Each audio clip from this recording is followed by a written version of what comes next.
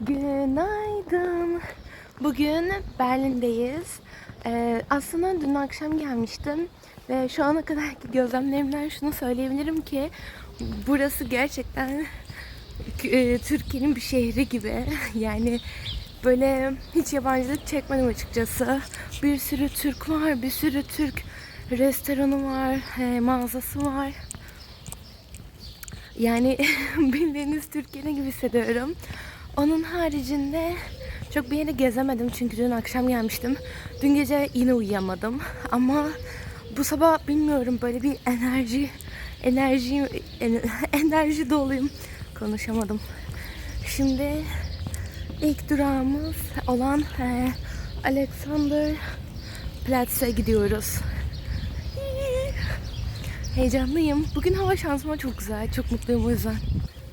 Neyse orada görüşürüz.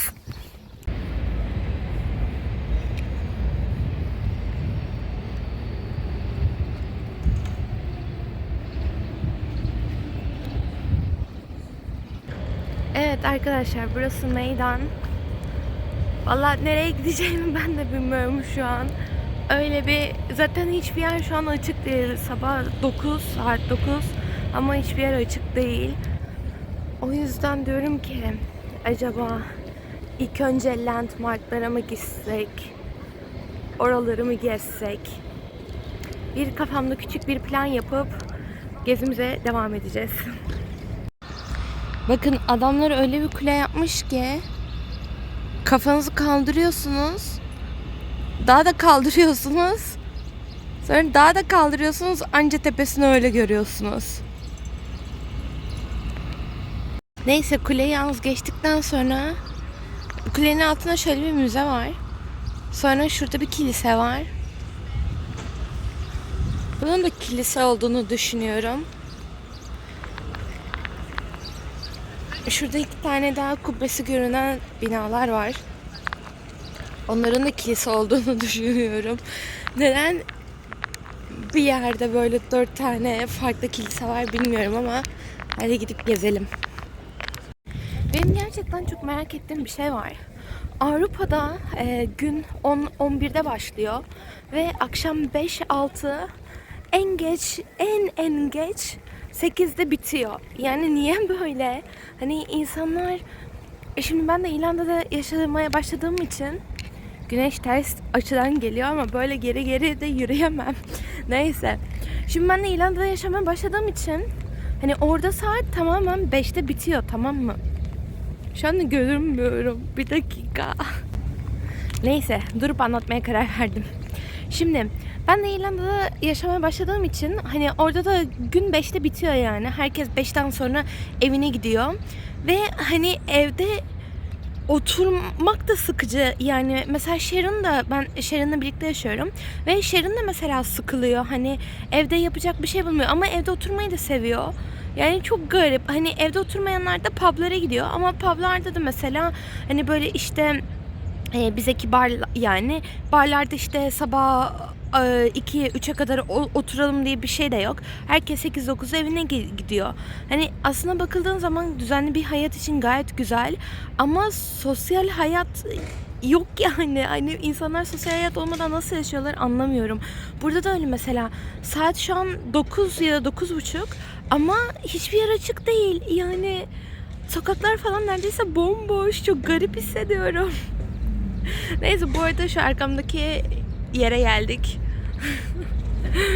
Buradan sonra da dümdüz devam edip şu öteki binaları şimdi size de göstereyim. Şuraları gezmeyi düşünüyorum. Muhtemelen bunları açık değil bu arada. Öğlen yine bakarım. Ama size bir şey itiraf etmek istiyorum. Hani sokakların boş olması benim işime geliyor açıkçası. Çünkü video çekerken çok hani rahat hissetmiyordum. İşte insanlar rahatsız olurlar mı, onları çektiğimi düşünürler mi vesaire diye. Şimdi sokaklar bomboş olduğu için o kadar rahatım ki hani kimse yok ve kimseyi rahatsız etmiyorum da ya da böyle rahatsız hissetmiyorum da. Yani çok hoş bir şey. O yüzden benim işime geliyor. Bu arada niye bu kadar kırmızıyım? Hava da soğuk değil ha. Hava gerçekten bugün çok güzel. Neyse size şu çeşmeyi göstereyim. Bu arada bir şey diyeceğim. Hani yayalar adımını yaya kaldırımına attığı an bütün arabalar duruyordu. Ya burada yok öyle bir şey. Hatta dün kırmızı ışıkta geçen araba bile gördüm. Hem de bir değil iki tane. Yani Berlin bu kapsam alanına girmiyor mu anlamadım.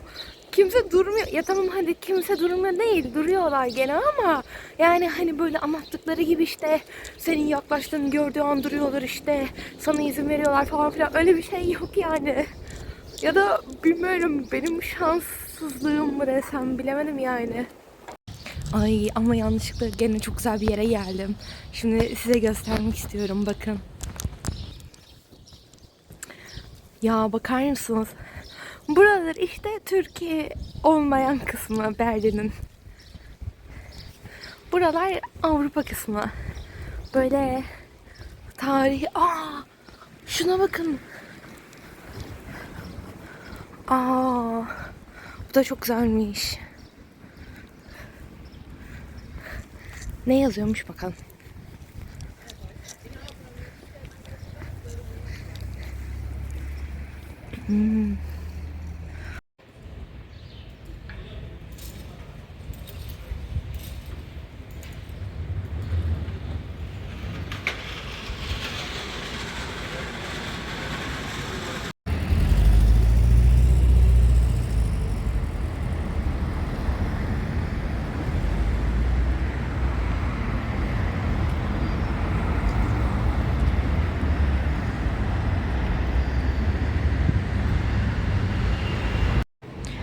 Arkadaşlar bu müzeye kesinlikle gelmelisiniz. Burası hem ücretsiz hem de içinde bir sürü Türklere ait yazılar, Türk eserleri bulunuyor. Ben gördüğümde çok duygulandım. Binanın dışı da bu şekilde. Şöyle göstereyim. Yakın çekim olduğu için biraz kötü çıkıyor olabilir ama suların en pahalı olduğu yer herhalde Berlin.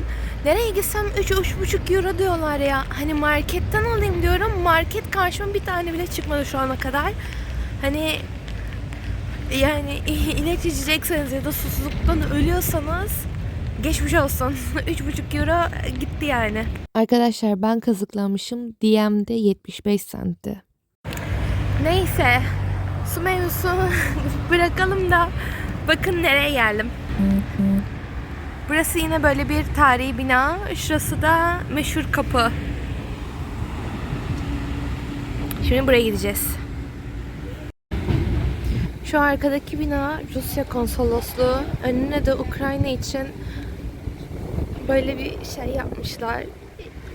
Ne kadar acı ya. Gerçekten savaş. Ben bir şey söylemek istemem. Yani insanların en büyük düşmanı gene insanlar. Madame Tussauds Müzesi var burada. Girişler 29 euro. Diğerine bence çok pahalı. Yani illaki hayatınızda bir ünlüyle karşılaşırsınız. Ne gereği var bal mumunu görmek için 30 euro vermeye? Hiç. Çıkın Bağdat Caddesi'nde zaten bir sürü görürsünüz. Burası da meşhur Berlin Kapısı.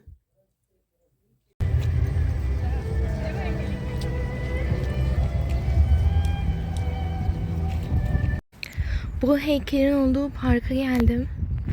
Yalnız parka bakar mısınız? Resmen orman gibi değil mi?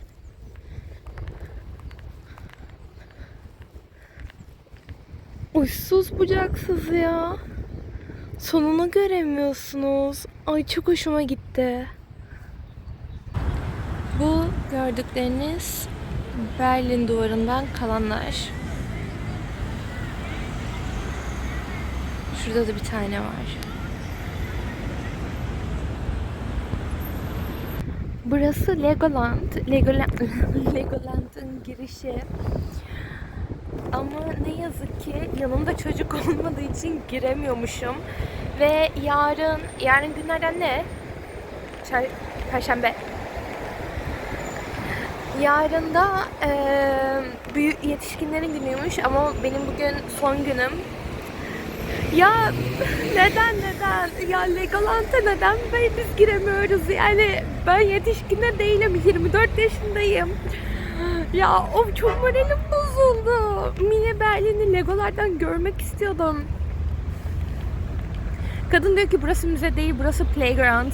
Ya tamam da o zaman neden hani böyle çok moralim bozuldu. Bu da tarihi trafik ışığıymış. Şimdi rengi değişiyor bakın. Hop, sağ yeşil oldu. Sol kırmızı. Panorama 360'a geldim. Asansör 24 katı 20 saniyede falan çıktı. Çok garip bir histi. Ve arkamdaki şu manzaraya bir bakar mısınız? Tabii insanlar burada atlamasın diye böyle korkuluklar yapmışlar. Ama şimdi önümü de göstereyim. Bakar mısınız?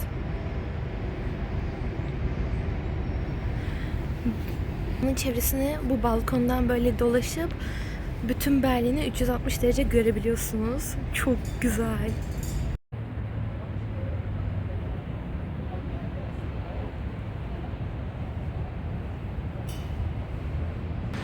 Günaydın.